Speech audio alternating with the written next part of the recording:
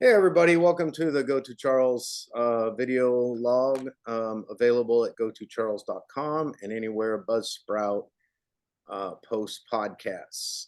I have William here again with me. Today we're going to talk about some other topics, specifically a little bit about the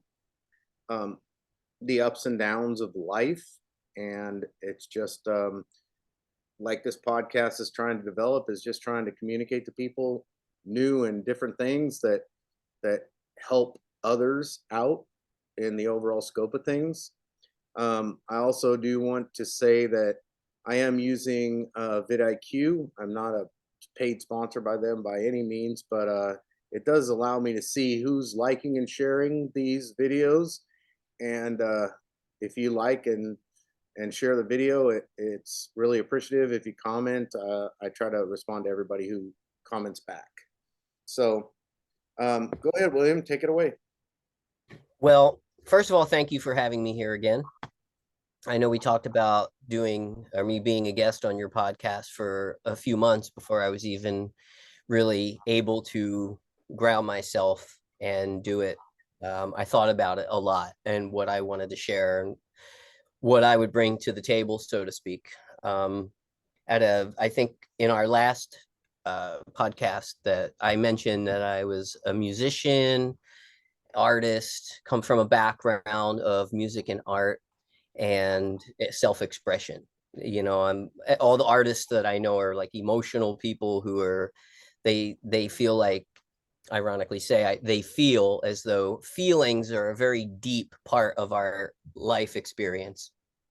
And the best way to express those is, you know, finding something that you're into, say it be music, some type of physical art, whatever it might be. Self-expression is, in my opinion, the hallmark of a healthy psychology. There are a lot of fortunate people out there who find great happiness and love in their employment or what they do for money. But there's a larger portion of society, right?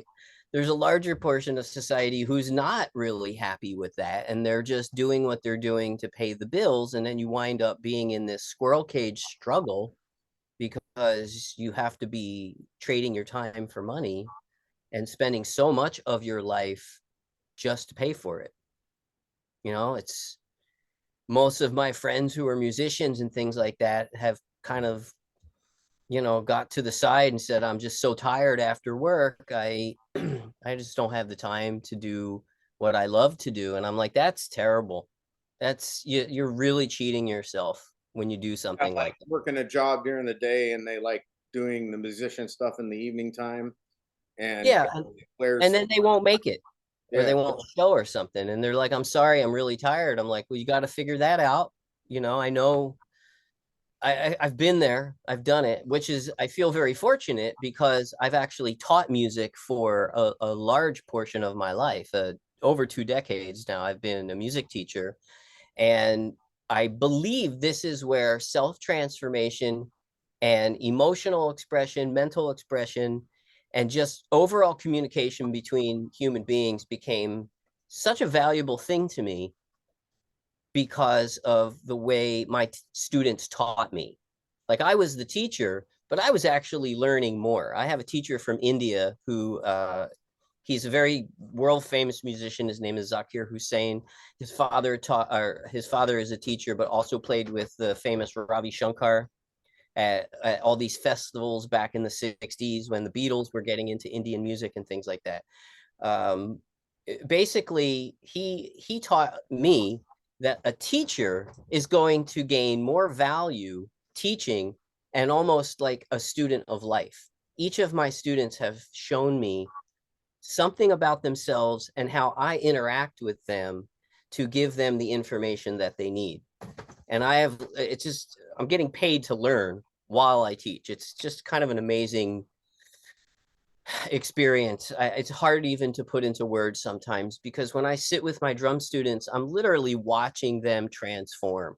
I'm watching them adults, 30s, 40s, and 50s, not just children, who are going back and retraining their brain and learning different forms of expression. And what's interesting, I have found a lot of these students where they have a difficulty explaining themselves or expressing themselves, I'm able to hone in rhythmically on the drums where they can actually learn how to do that. I don't believe there's anything that we go through in life that doesn't have some level of self-transformation in it. And that is kind of why I wanted to talk a little bit today about something that I went through over the last 3 years. Okay. I understand we're going to talk about this, but I do want to take the comparison between you and I. I have been an instructor myself, um, and I have taught over 2,500 students. The one thing that I really appreciate, I go back to a story when I was in high school, and I had a history teacher. His name was Robert Forrest, and he was the most monotone, boring teacher talking about Mm, the Middle East in the 80s. And nobody cared about the Middle East in the 80s. right. And I typically fell asleep and I failed out of his class Uh, completely and totally. I typically, that was my nap time pretty much mhm, every day because I knew he was going to be boring. I knew, but my mind was actually getting the information that he was saying. mhm. It turns out that 6 months after graduating from high school, even though I failed out of his class, I'm transiting the Hormuz Canal on an aircraft carrier Wow. into the Persian Gulf War. And everything about the Middle East that he was teaching, and it was like I'm sitting behind a freaking 50 cal, as we're going through the Hormuz Canal. And for those who don't know about the Hormuz Canal, literally an aircraft carrier is over the land, Wow. and you can very easily get onto ships that are going through there. Literally, the canal is wide enough for a ship to get through. And Hmm. so we're manning 50 cal guns and fire hoses and stuff like that in case somebody tries to get into the get onto the ship. But everything that he said came back flooding at me like Mhm. I knew everything about the Middle East. I could have passed his course like in a minute at that point. Right. So so from a teacher standpoint, when I went into teaching, I actually told myself that I did not want to be that monotone teacher. Right. And I have had a 99% completion rate on 2,500 students plus. That's amazing. That's awesome. I've even dealt with Laotians that couldn't even understand English. And on some of them, I had to take some time out and use my cell phone translator to get them to understand.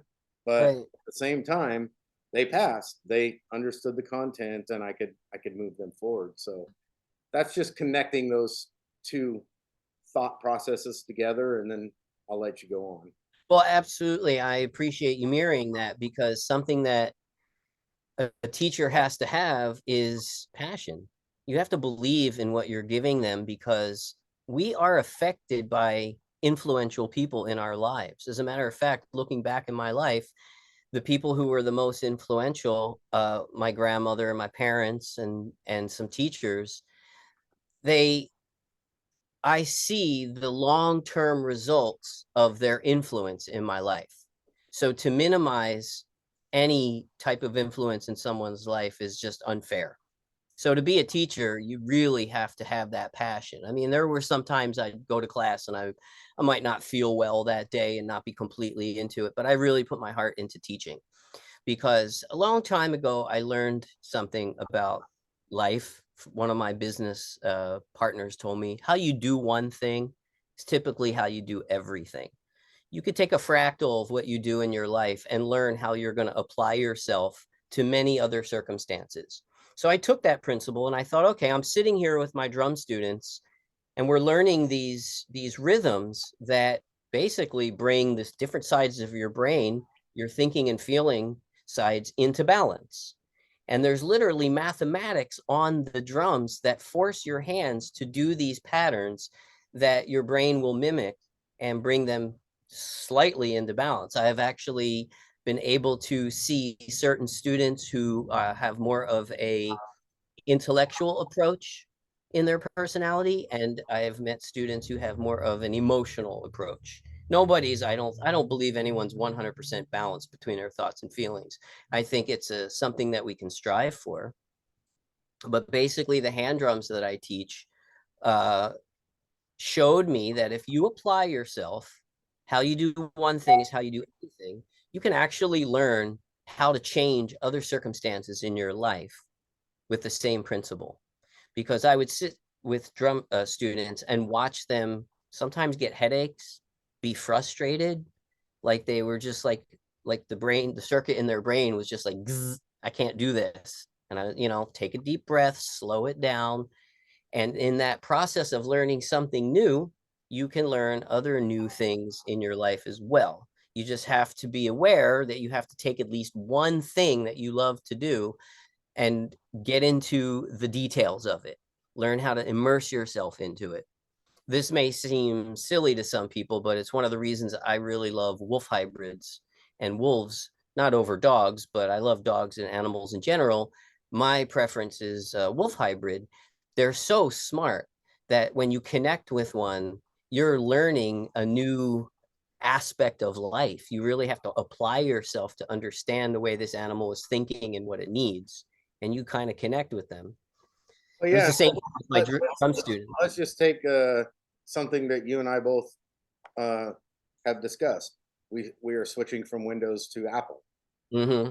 Okay, the right hand world that we live in. If you go to a drinking fountain, where's the faucet? Yeah, it's on the right side. Right.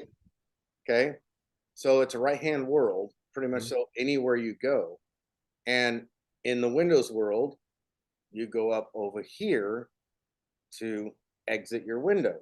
Mhm. In the Apple world, you go up over here. Right.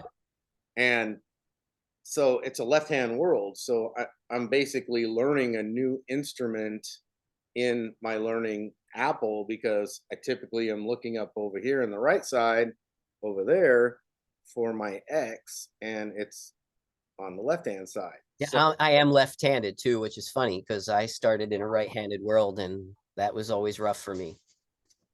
It's interesting to hear how many, I don't know if you know anyone who has been in this situation, but how many of my drum students, especially from India, were forced to write with their right hand and become right hand dominant when they actually were naturally left-handed. And that can how be, about the other side of things? When I was hit by a car at 8 years old, this hand has a scar on it, and mm, new scars from my cat. But anyways, um, but I had to write with this hand because this hand was elevated and I couldn't do it, and I still had to go to oh, school. yeah. So I got to learn to be ambidextrous by the age of Mhm. 8. So Well, what's interesting is one of the exercises I give my drum students, and this is interesting that you're saying it, is that I tell them to write once in a while, once a day for a few minutes with their non-dominant hand. For instance, in the drum world, we have a beat which is called a paradiddle, and it's everywhere in drumming, Eastern, Western drumming.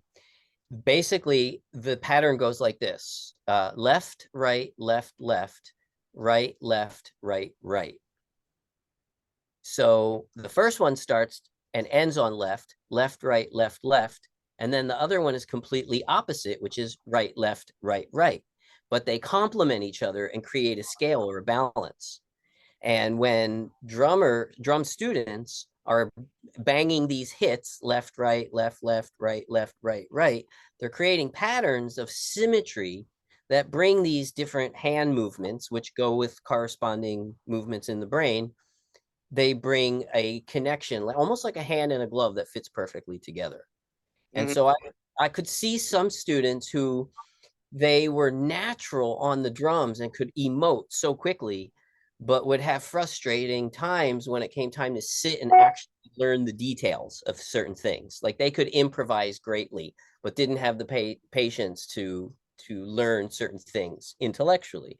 And then I had students that I could tell were sorely lacking in the emotional expression and being able to just improvise like a jazz player on the drums.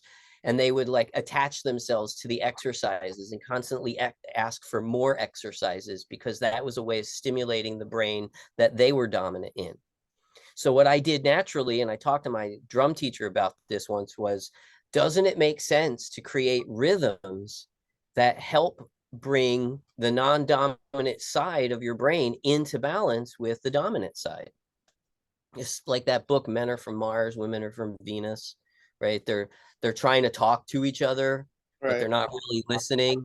A woman tells you how she feels, and then a man comes in and thinks to himself, well, I've got the solution to that. I'm just going to tell her the solution. And then she gets upset. And then the man is thinking, well, wait a minute, why did I just get in trouble for that? It's because she wanted to be heard and wanted her emotions to be validated, didn't necessarily want suggestions on how to fix it. So our brains we have to look at ourselves as half male, half female, or half positive, half negative, or half feeling, half thinking. However you want to put that in your mind, and look at yourself as a scale and ask yourself, what side of my brain is the dominant side? I know I'm more of an emotive person, so I have to take a deep breath and really sit down and look at my notes and schedule things and work with that side of my brain. I can be very intuitive on many drums, but then lose interest when it comes time to learning the actual way and phrases on how to do it the way it's really taught. See, and So, I've been raised to be very calculated, and I've been trying to teach myself how to play the piano for over 10 years.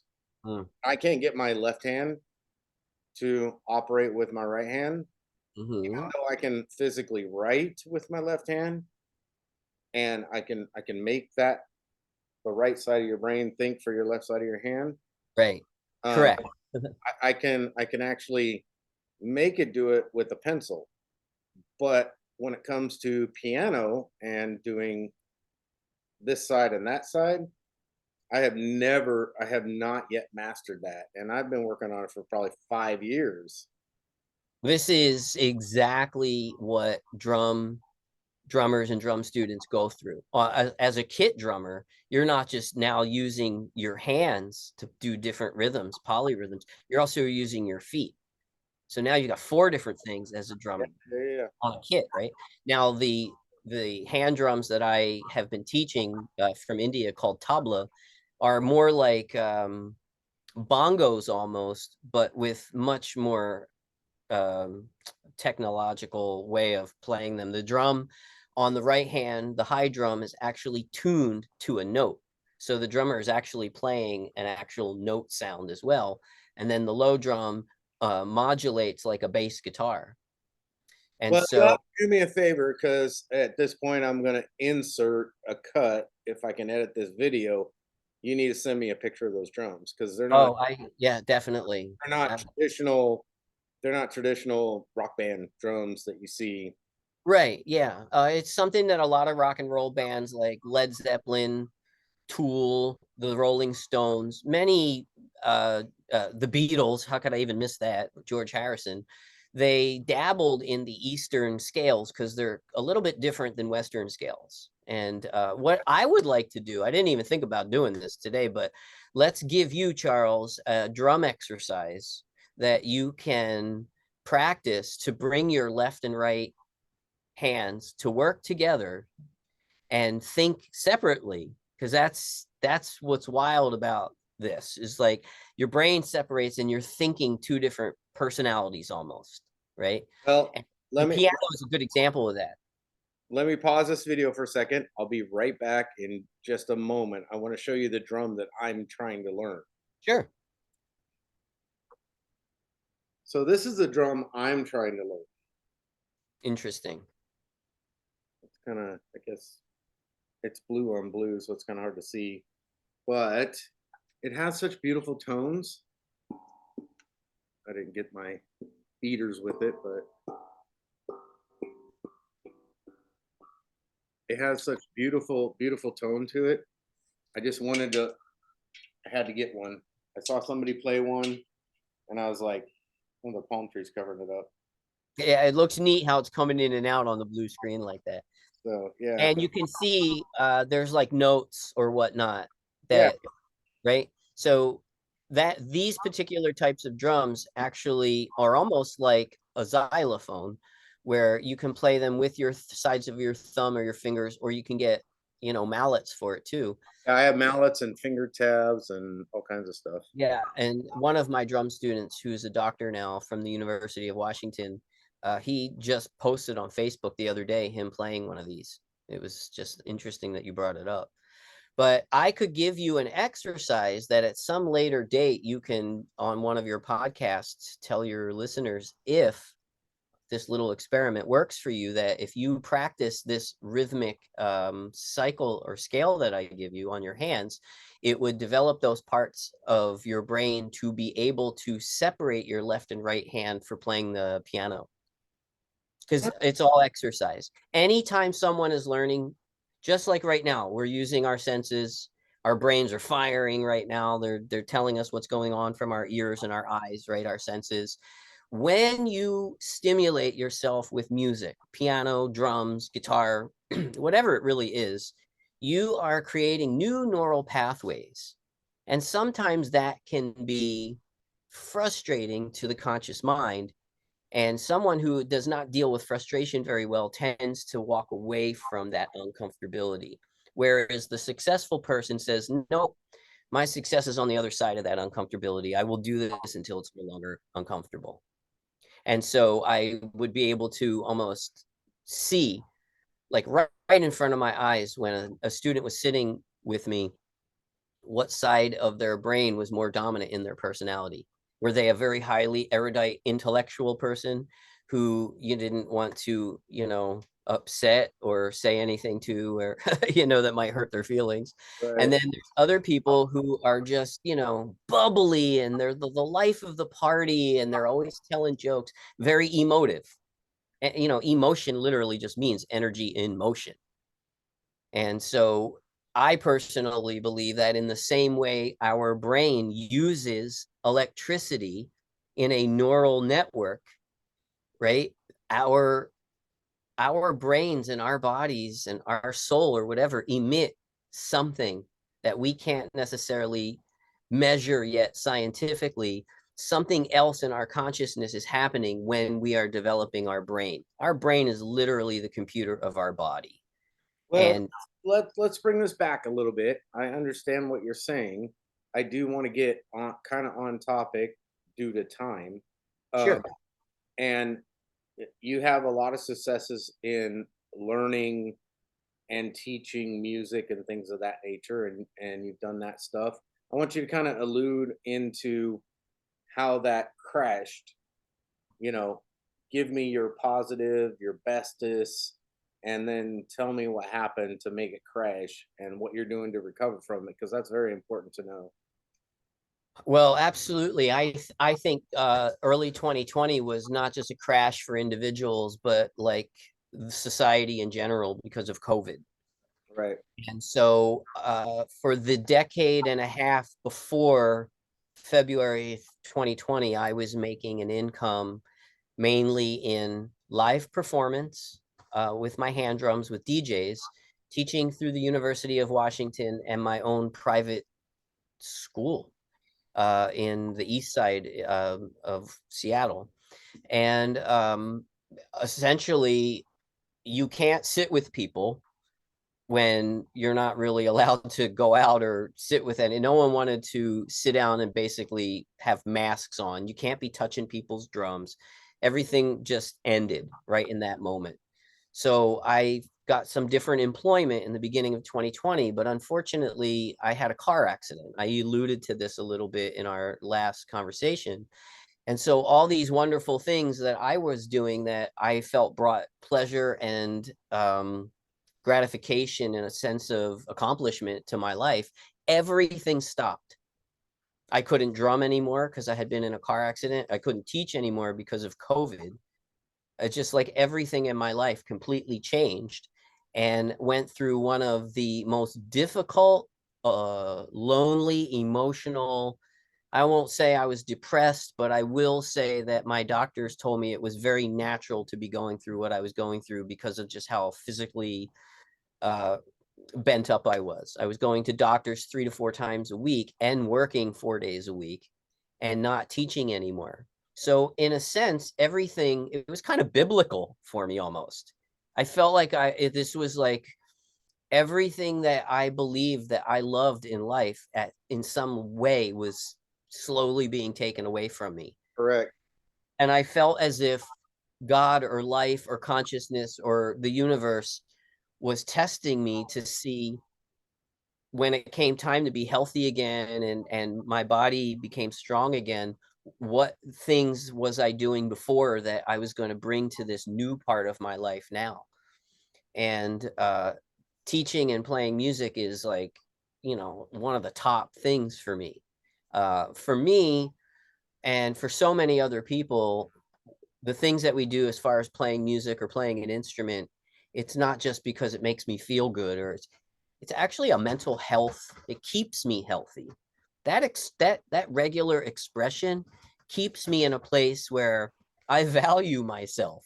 I can track my progress as a musician, like I'm my own teacher in that sense. And it puts a path in my life that makes me feel like this is why I was alive. I've always, since I was a little kid, I felt like my mission was to reach people through music. I mean, look how big the music industry is. I'm by no means famous whatsoever, but I could be in any heavy metal band or rock and roll band or play anything really. And I also mentioned in our last talk that I had played live music a lot with my sons in a professional band in Seattle. So we had that accomplishment as a family, and we graced the same stages that bands like Nirvana, Soundgarden, all these other, famous bands that came out from this Washington area. We were on the same stages, and you don't have to be a famous person to affect change in people's lives. Oh, I've taught a lot of young kids, no. and one of the children that I was teaching had I guess the mom was calling it ADD. It just really couldn't sit still. And with these drums that I teach, you do have to sit still. Yeah, well, me too. I mean, I can't tell you how many things in my life I started that I haven't finished. It's Right. taken all these years to realize don't start what you're not going to finish. So that's a good point, because after my car accident, see, I had a good friend that was in my life when the car accident happened. And this person basically told me that everything that I talked about in my life was in my past. I used to play with DJs in Seattle and Capitol Hill. I had, I was in the newspapers all the time with these DJs in this scene. It was a great local scene. My band played all the time. My last live gig was September 2019. Unfortunately, my wolf dog passed away from my car accident, and I wasn't able to do anything because of my car accident except to try to heal my body. And I felt, I guess you could call it depression, because I wasn't sleeping. So I was going a little crazy uh, as far as getting a half hour to an hour of sleep per night. But this friend of mine said, I don't know if you noticed this, William, but everything that you brag or talk about is from your past. And I was like, well, I know it is kind of the COVID year and everything is shut down. I wouldn't be able to perform or play anyway. So I guess it's a good time to get in a car accident and almost die and have to rehabilitate your life. Yeah, you picked that time, didn't you? Yeah. Basically, what that comment did for me was help me take inventory on inside and make a prioritized list of what I wanted to put my life energy into again when I was rehabilitated. So ultimately, that uncomfortable moment of being told that actually turned into a blessing for me. So I've got drum students again. The very first drum student I just recently started is the father of a drum student I had 20 years ago. And he said to me, William, when I retire from Boeing, I am going to find you and take these drum classes from you.